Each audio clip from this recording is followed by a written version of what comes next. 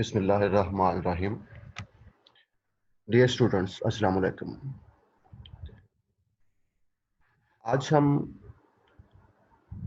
जो टॉपिक पढ़ने जा रहे हैं वो है एक्सोस्केलेटन। इससे पहले स्केलेटन की टाइप्स में हम हाइड्रोस्टैटिक स्केलेटन पढ़ चुके हैं। आज हम एक्सोस्केलेटन की बात करेंगे। एक्सोस्केलेटन क्या होता है? The skeleton which is present external to muscles. ऐसा स्केलेटन जो मसल के बाहर की तरफ हो, मसल बाहर हो और स्केलेटन मसल अंदर हो और स्केलेटन बाहर हो, तो इस किस्म के स्केलेटन को एक्सोस्केलेटन बोलते हैं। हमारी बुक वाला इसको यूं लिखता है, an exoskeleton is hard and outer covering. ये एक हार्ड आउटर कवरिंग होती है to which internal muscles are attached, जिसके अंदर की तरफ मसल होंगे। तो skeleton which is present external to muscles, उसको क्या बोलते हैं? एक्सोस्केलेटन। ये एक्सोस्केलेटन इनर्ट होता है, नॉन लिविंग होता है, और it is secreted by the ectoderm. ये अहम बात इसमें ये है कि it is secreted bye ectoderm, क्योंकि जो एंडोस्केलेटन है वो मेसोडर्म से बनता है, जबकि एक्सोस्केलेटन जो है वो एक्टोडर्म से सेक्रेट होता है। नॉन लिविंग है क्योंकि ये सिंपली इनमें सेल्स नहीं होते, मुख्तलिफ किस्म के केमिकल सब्सटेंसेस ही होते हैं। इसके बाद हमें बुक वाले ने बताया structure and composition of exoskeleton. Exoskeleton is composed of two layers. बाहर वाली लेयर को एपिक्यूटिकल बोलते हैं, अंदर वाली लेयर को प्रोक्यूटिकल बोलते हैं। Exoskeleton is composed of two layers, epicuticle and procuticle. ये बाहर वाली लेयर है एपिक्यूटिकल, उसके नीचे एक्सोस्केलेटन का ज्यादातर हिस्सा जो है ये प्रोक्यूटिकल पे मुश्तमिल है। प्रोक्यूटिकल को भी दो हिस्सों में डिवाइड करते हैं,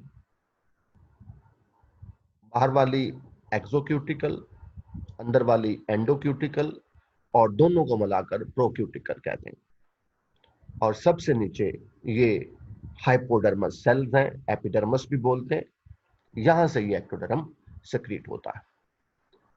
तो जो इंपॉर्टेंट बात यहां पर ये है कि exoskeleton is composed of two layer,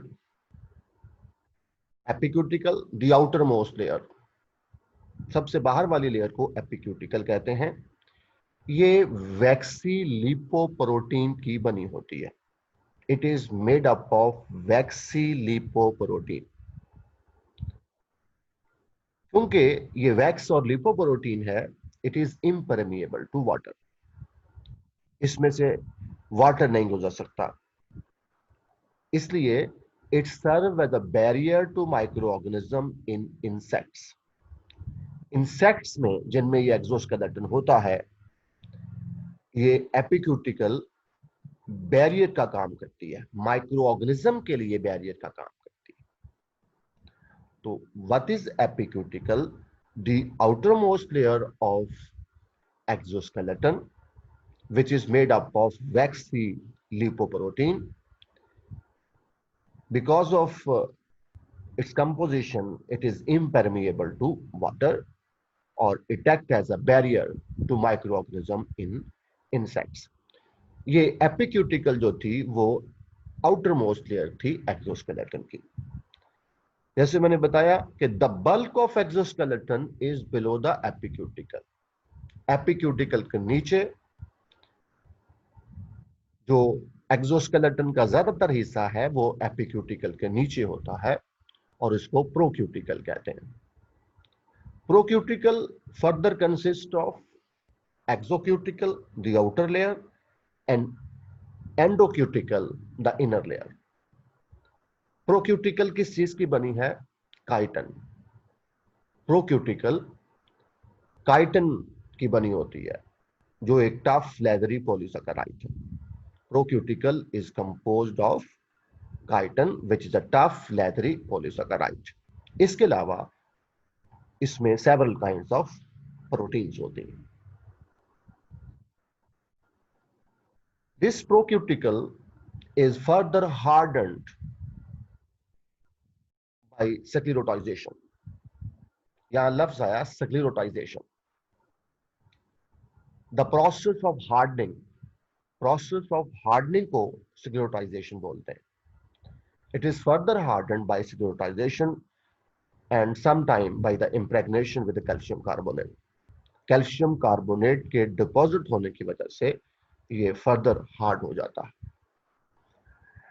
तो अभी तक जो हमने पढ़ा कि एक्सोस्केलेटन होता क्या है। Skeleton which is present external to muscles, hardened outer covering to which internal muscles are attached। कैसा होता है? Inert, non living. कौन सक्रिएट करता है? एक्टोडर्म। और इंसेक्ट्स में एक्सोस्केलेटन की दो layers, एपिक्यूटिकल which is made up of waxy lipoprotein, impermeable to water and act as a barrier for microorganism in insects। Then epicuticle के नीचे एक्सोस्केलेटन का ज्यादातर हिस्सा जो है ये वाला, ये प्रोक्यूटिकल कहलाता है। Procuticle further consist of two layer, outer exocuticle, inner endocuticle. This procuticle is composed of chitin which is tough leathery polysaccharide and several kinds of proteins। और प्रोक्यूटिकल इज फर्दर हार्डन्ड, मजीद hard हो जाती है by sclerotization, particularly by the impregnation of calcium carbonate। खास तौर पर calcium carbonate deposit होने की वजह से ये फर्दर हार्ड हो जाती है। इसके बाद हमारी बुक वाले ने एक्सोस्केलेटन की दो एग्जांपल्स दी हैं हमें। Exoskeleton in Mollusca. Simplest exoskeleton is the shell of mollusks। Exoskeleton की जो सबसे सिंपल फॉर्म हमें मिलती है वो मोलस्का का शेल है। Molluscan shell consist of just 1 or 2 pieces. किसी किसी जगह पर सिर्फ सिंगल शेल होता है जैसे स्नेल, और कहीं कहीं shell consist of 2 pieces. Single piece shell snail में, 2 piece shell fresh water mussel में। ये वो बात बता रहा है कि molluscan shell generally consists of 1 or 2 pieces। Some marine bivalvia, one of the group of phylum mollusca जिनका shell consists of 2 pieces, and snail, समुद्र में रहने वाले स्नेल और बाइवेल्विया का shell is composed of crystal of calcium carbonate. उनका shell calcium carbonate के crystal का बना होता है। जबकि land snail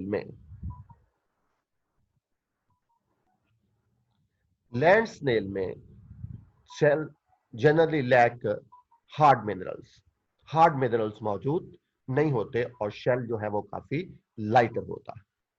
shell of land snail lacks hard mineral, calcium carbonate वगैरह नहीं होते, उनका शेल जो है वो लाइट होता है। देन यहां एक और बात भी बताई है कि molluscan shell can grow as the animal grow. Mollusc का शेल ग्रो करता है यूं यूं एनिमल ग्रो करे। And growth can be apparent as rings on the shell. उस ग्रोथ को रिंग की शक्ल में शेल पे देखा जा सकता है। और soft parts of the molluscan shell, mollusc की बॉडी के सॉफ्ट पार्ट्स जो हैं, soft parts of molluscan body have hydrostatic skeleton. वैसे तो मोलस्कस की बॉडी के बाहर हार्ड शेल होता है जिसको हम एक्सोस्केलेटन कहते हैं, लेकिन उसकी बॉडी के सॉफ्ट पार्ट्स में जो फ्लूइड फिल्ड कैविटी होती है वो भी स्केलेटन का काम करती है, यानी हाइड्रोस्टैटिक स्केलेटन भी है। ये फ्रेश वाटर मसल का शेल, ये उसके ऊपर आप इनको कह सकते हैं कि ये रिंग्स हैं। यूं एनिमल ग्रो किया, शेल भी ग्रो करता है। ये स्नेल है, सिंगल पीस शेल जो कॉइल्ड होता है। तो मोलस्कन शेल में हमने बात ये पढ़ी कि shell of mollusc is a simplest one, consist of one और two pieces. In marine bivalvia and snail, shell is composed of crystal of calcium carbonate, जबकि लैंड स्नेल में हार्ड मिनरल्स मौजूद नहीं होते और शेल उनका काफी लाइटर होता है। और molluscan shell grow as the animal grow, and this can be seen as ring on the shell. और soft parts of the molluscan body have hydrostatic skeleton. इसके बाद आर्थ्रोपोड के एक्सोस्केलेटन की बात की गई है। The most complex exoskeleton is found among the arthropods. Complex exoskeleton arthropods में होगा। Arthropods have many adaptations which allow them to live and grow within their exoskeleton. Exoskeleton क्योंकि बॉडी के बाहर हार्ड कवरिंग होती है, इसका एक डिसएडवांटेज ये होता है कि एनिमल इसमें रहते हुए ग्रो नहीं कर सकता। It hinders growth, it hinders movement. ये ड्रॉबैक्स हैं एक्सोस्केलेटन के। लेकिन आर्थ्रोपोड्स ने अपने एक्सोस्केलेटन में कुछ ऐसी तब्दीलियां की गई हैं, कुछ ऐसी अडेप्टेशन है जिसकी वजह से वो एक्सोस्केलेटन के अंदर रहते हुए ग्रो भी करते हैं और उनकी मूवमेंट भी अच्छी खासी तेज होती है। तो एक्सोस्केलेटन आर्थ्रोपोड्स में पहली बात तो ये कि मोस्ट कॉम्प्लेक्स एक्सोस्केलेटन है एनिमल किंगडम में। और फिर दूसरी बात ये कि इसने बहुत सारी प्रॉब्लम्स को सॉल्व कर लिया। एक्सोस्केलेटन की वजह से जो मुख्तलिफ प्रॉब्लम्स का सामना करना पड़ता है इनको, कि वो ग्रो नहीं कर सकते, मूव नहीं कर सकते एक्सोस्केलेटन के होते हुए, लेकिन आर्थ्रोपोड्स ने इन प्रॉब्लम को सॉल्व कर लिया मुख्तलिफ तरीकों से। Arthropods have many adaptations which allow them to live and grow within their exoskeleton. वो कौन कौन सी adaptations हैं देखते हैं। Adaptation in the exoskeleton of arthropods. सबसे पहले बॉडी इन्वेजिनेशंस। हमारी बुक के मुताबिक जो पहली अडेप्टेशन है वो है invagination. The invagination of exoskeleton forms firm ridges and bars for the muscle attachment. Arthropod का जो एक्सोस्केलेटन है, it is not a single flat piece. ये सिंगल फ्लैट पीस नहीं है। At certain places it invaginate inward और outward. Exoskeleton नीचे की तरफ या अंदर की तरफ या ऊपर की तरफ, बाहर की तरफ इन्वेजिनेट हुआ, जिसकी वजह से रिजेस बने हुए हैं, बार्स बने हुए हैं, जिनके ऊपर मसल अटैच होते हैं। आप ये देख सकते हैं एनिमल की बॉडी के ऊपर ये स्केलेटन की इन्वेजिनेशन हैं, रिजेस हैं। ये रिजेस के ऊपर मसल के अटैच होने के लिए जगह प्रोवाइड की गई है। तो जो पहली अडेप्टेशन है वो है invagination. Exoskeleton of arthropods invaginates to form firm ridges and bars for muscle attachment. Arthropod का एक्सोस्केलेटन जो है वो इन्वेजिनेट होकर फर्म रिजेस और बार बनाता है जिसके ऊपर मसल्स अटैच होते हैं। इसके बाद जो दूसरी अडेप्टेशन है वो jointed nature. Joints, exoskeleton of arthropod has joints, और जॉइंट्स वाली जगह पर एक्सोस्केलेटन थिन होता है, सॉफ्ट होता है, फ्लेक्सिबल होता है, जिसकी वजह से मूवमेंट इजी हो जाती है। ये आप जो इसके लेग्स हैं जॉइंटेड नेचर की, जॉइंट्स बने हुए हैं, और जॉइंट्स वाली जगह पर जो एक्सोस्केलेटन होता है वो थिन होता है, सॉफ्ट होता है, फ्लेक्सिबल होता है, जिसकी वजह से वो मूवमेंट हो सकती है। इस तरह से मूवमेंट वाली प्रॉब्लम को इन्होंने ऐसे सॉल्व किया। जैसे हम हमें बताया गया कि आर्थ्रोपोड का एक्सोस्केलेटन का एक डिसएडवांटेज है कि एनिमल मूव नहीं करता क्योंकि हार्ड एंड आउटर कवरिंग है। इट हिंडर्स मूवमेंट, मूवमेंट के लिए ये साजगार नहीं रहता। लेकिन आर्थ्रोपोड ने इस प्रॉब्लम को कैसे सॉल्व किया है? The exoskeleton of arthropod has joints. इसमें जॉइंट्स हैं, सिंगल पीस नहीं है, जॉइंट्स बने हुए, और at the point of joint जो एक्सोस्केलेटन है वो थिन है, सॉफ्ट है, फ्लेक्सिबल है, जिसकी वजह से मूवमेंट होती है। इसका नाम ही आर्थ्रोपोडा इसलिए रखा गया। आर्थ्रोस मीन जॉइंट और पोडा मीन लिम्स, फीट। ये दूसरी अडेप्टेशन थी। Then sensory receptors. The exoskeleton has many sensory receptors, जिनके लिए लफ्ज इस्तेमाल किया गया sensilla. Exoskeleton has sensory receptors called sensilla. ये in the form of bristles, ये जो एंटीनी होते हैं मुख्तलिफ इंसेक्ट्स में, ये जो हेयर से बाहर को निकले हुए हैं, ये इनके रिसेप्टर्स का काम करते हैं।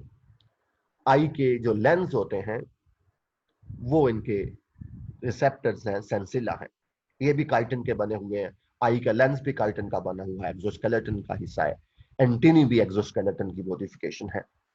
तो exoskeleton has many sensory receptors, जिन्हें सेंसिला बोलते हैं, और इनकी example antennae and lens of आई।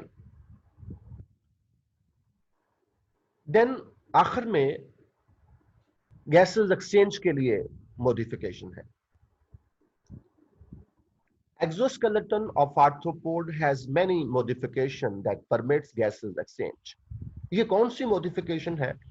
आपने आर्थ्रो काकरोच का रेस्पिरेटरी सिस्टम पढ़ा था। Body of cockroach has 10 pair of openings on it's lateral side, जिन्हें स्पाइरकल्स कहते हैं, जिनके जरिए एयर एंटर होती है। जो स्पाइरकल्स है उस तरफ इशारा है यहां पर कि एक्सोस्केलेटन में पोर्स है, स्पाइरकल्स वगैरह, उनके जरिए एयर एंटर होती है। अंदर ट्यूब्स में काइटन की बनी हुई जो ट्रैकिया है, ट्रैक्यूल्स है, उनके अंदर जाती है। ये उस तरफ इशारा है कि exoskeleton of arthropods has many modification that permit gases exchange. तो ये चार मॉडिफिकेशन का जिक्र किया है हमारी बुक वाले ने। in body invagination of exoskeleton to form ridges and bars for muscle attachment.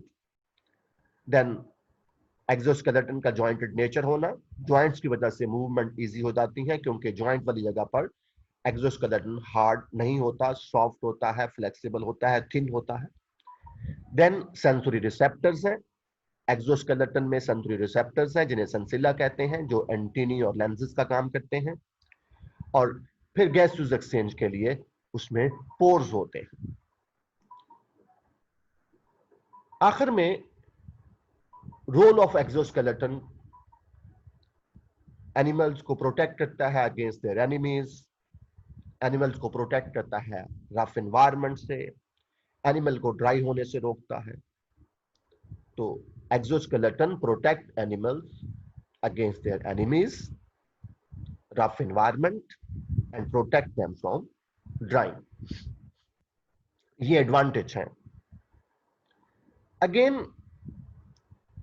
Exoskeleton का डिसएडवांटेज जैसे मैंने पहले भी बताया कि इट हिंडर्स ग्रोथ.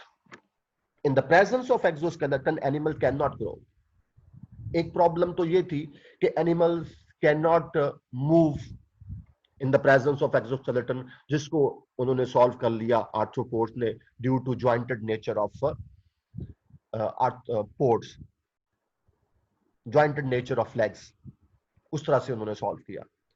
लेकिन ग्रोथ की प्रॉब्लम को सॉल्व करने के लिए animals shade there exoskeleton periodically and replace it with one of the larger size. This is called ecdysis or molting. In order to solve the problem of growth, arthropods shed off their exoskeleton and replace it with one of the larger size. This is called ecdysis or molting. बहुत important short question होगा examination point of view से. Exoskeleton की मौजूदगी में animal की growth अच्छी नहीं होती या नहीं होती. तो आर्थ्रोपोड्स ने इस प्रॉब्लम को कैसे सॉल्व किया है? They shed off their exoskeleton and produce another one of larger size. This process is called moulting और एक्टाइसिस. इसकी 3 स्टेजेस हैं. Ecdysis is divided into 4 stages. Sorry, पहली बात, स्टेज 1, दिस इज हाइपोडर्मस या एपिडर्मस. पहली स्टेज में जो हाइपोडर्म में ये ग्लैंड्स, यहां ग्लैंड सेल्स भी होते हैं, वो डाइजेस्टिव एंजाइम प्रोड्यूस करते हैं.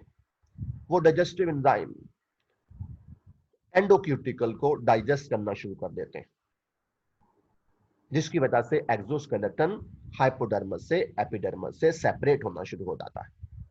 पहली स्टेज ये है. Hypodermal gland cells, hypodermal glands, ये वाले सेल जो है, they secrete enzymes that begin to digest the old endocuticle. ये इस जगह पर ओल्ड एंडोक्यूटिकल है, और एंडोक्यूटिकल जैसे मैंने बताया इज अ पार्ट ऑफ प्रोक्यूटिकल. जो इनर पार्ट ऑफ प्रोक्यूटिकल होता है उसको एंडोक्यूटिकल कहते हैं. Hypodermal gland sales secrete enzymes. These enzymes begin to digest old endocuticle. This digestion separate hypodermis and exoskeleton. Exoskeleton hypodermis से separate होना शुरू हो जाता. This is the first stage. ये दरमियान में गैप दिखाया, ये separation है. Then number 2, digestion of endocuticle is followed by secretion of new procuticle and epicuticle. जब ओल्ड एंडोक्यूटिकल डाइजेस्ट हो जाती है तो यही एपिडर्मिस के सेल जो हैं ये नई प्रो एपिक्यूटिकल और प्रोक्यूटिकल बनाना शुरू कर देते हैं. ये नई बनना शुरू हो गई. ये दरमियान में जो गैप है, जो सेपरेशन है, वो मौजूद है, जो उसके नीचे से नई बनना शुरू हो गई नीचे पे. दूसरी स्टेज ये है, digestion of endocuticle is followed by secretion of new procuticle and epicuticle. कुछ चीजें हमारी बुक वाले नहीं बताई कि इस स्पेस के अंदर जो स्पेस क्रिएट हुआ डाइजेशन के बाद, इसके अंदर फ्लूइड आ जाता है, और फ्लूइड जो है उसके अंदर एंजाइम्स होती हैं इनएक्टिव, जो उसको ऊपर वाले हिस्से को डाइजेस्ट करती जाती हैं, और नीचे एपिक्यूटिकल और प्रोक्यूटिकल नई बनती जाती है. ये नई प्रोक्यूटिकल और एपिक्यूटिकल बन रही है. तो पहली स्टेज क्या है? Digestion of old endocuticle by the enzyme produced by hypodermis. दूसरी स्टेज ये है, digestion of endocuticle is followed by secretion of new procuticle and epicuticle. Then ये जो नई एपिक्यूटिकल और प्रोक्यूटिकल बन रही है, ये एक्सपैंड होती है, जिसकी वजह से old exoskeleton is split and pores are formed. ये वाला जो हिस्सा है ओल्ड एक्सोस्केलेटन, ये स्प्लिट हो जाता है, ये टूट फूट का शिकार हो जाता है, इसमें पोर्स बन जाते हैं, और आखिर में the new exoskeleton is hardened by the deposition of calcium carbonate. नई एंडोक्यूटिकल बन गई, नई एक्सोक्यूटिकल बन गई, न्यू एपिक्यूटिकल बन गई, और पूरा एक्सोस्केलेटन इज हार्डन्ड। इसको मजीद हार्ड हो जाता है by the deposition of calcium carbonate. तो ये 4 स्टेजेस थी एक्टाइसिस की। पहले तो हमें ये पता होना चाहिए what is ecdysis, shedding of old exoskeleton and formation of new one of the larger size. इसकी 4 स्टेजेस हैं। पहली stage, hypodermal glands secrete enzyme that begin to digest old endocuticle. As a result, exoskeleton is separated from the hypodermis. दूसरी stage में ये hypodermal cell start secreting new epicuticle and procuticle. तीसरी stage में old exoskeleton split हो जाता है, pores बन जाते हैं, और फोर्थ पे जो एक्सोस्केलेटन नया बना वो मजीद हार्ड हो जाता है due to deposition of calcium carbonate. अभी भी एक डिसएडवांटेज मौजूद है, लेकिन उससे पहले एक बहुत इंपॉर्टेंट शॉर्ट क्वेश्चन है, ecdysone. All the changes during ecdysis, moulting ecdysis के दौरान ये ऊपर वाली जितनी भी चेंजेस का हमने जिक्र किया, they are controlled by nervous system and a hormone. तो नर्वस सिस्टम उसको कंट्रोल करता है और उसमें एक हार्मोन इन्वॉल्व होता है जिसको एक्टाइसोन कहते हैं। अक्सर ये शॉर्ट क्वेश्चन आता है, व्हाट इज एक्टाइसिस एंड एक्टाइसोन। जब एक्टाइसोन के बारे में स्टूडेंट्स लिख देते हैं दिस इज एंजाइम, तो ये हार्मोन है, एंजाइम नहीं है। All the changes during ecdysis are controlled by the nervous system and hormone called ecdysone. जैसे मैंने बताया कि मूवमेंट के प्रॉब्लम को सॉल्व करने के लिए एक्सोस्केलेटन जॉइंटेड नेचर का है, जॉइंट्स बन गए, और ग्रोथ के प्रॉब्लम को सॉल्व करने के लिए एक्टाइसिस है। Still a disadvantage is there, अभी भी एक डिसएडवांटेज मौजूद है ड्यूरिंग द हार्डनिंग प्रोसेस। अभी आर्थ्रोपोड्स ने अपना नया एक्सोस्केलेटन बना लिया है, वो अभी सॉफ्ट है, हार्ड नहीं हुआ। The arthropod is vulnerable to predators. जब हार्डनिंग प्रोसेस हो रहा है, स्केलेटन अभी सॉफ्ट है, तो उस दौरान आर्थ्रोपोड शिकार हो सकते हैं अपने प्रीडेटर्स का, इसलिए दे रिमेन हिडन, वो छुपे रहते हैं, वो एक्टिव लाइफ में नहीं आते। This is the disadvantage. ये मुख्तलिफ स्टेजेस एक्टाइसिस की दिखाई गई हैं। एक्सोस्केलेटन, हाइपोडर्मस, ऊपर उसके एंडोक्यूटिकल ग्रे वाली, ये ब्लैक वाली एक्सोक्यूटिकल। इन दोनों को, एक्सोक्यूटिकल और एंडोक्यूटिकल को क्या बोलेंगे, प्रोक्यूटिकल, और फिर ये अगेन एपिक्यूटिकल है। तो पहली स्टेज में ये हाइपोडर्मल ग्लैंड सेल एंजाइम सेक्रिएट करेंगे, ये एंडोक्यूटिकल को डाइजेस्ट करना शुरू कर देंगे, जिसकी वजह से एक्सोस्केलेटन हाइपोडर्मस से सेपरेट हो जाता है। दूसरी स्टेज पे हाइपोडर्मल सेल्स, एपिडर्मस के सेल नई एपिक्यूटिकल और प्रोक्यूटिकल बनाना शुरू कर देते हैं, नीचे से बनना शुरू हो जाती है, ये एक्सपैंड होना शुरू हो जाती है, और फिर ओल्ड एंडोक्यूटिकल प्रोक्यूटिकल स्प्लिट होकर पोर्स बन जाते हैं, और अल्टीमेटली नई एंडोक्यूटिकल, नई एक्सोक्यूटिकल, नई एपिक्यूटिकल बन जाती है, और आखिर में पूरा स्केलेटन जो है एक्सोस्केलेटन वो हार्ड हो जाता है by the deposition of calcium carbonate.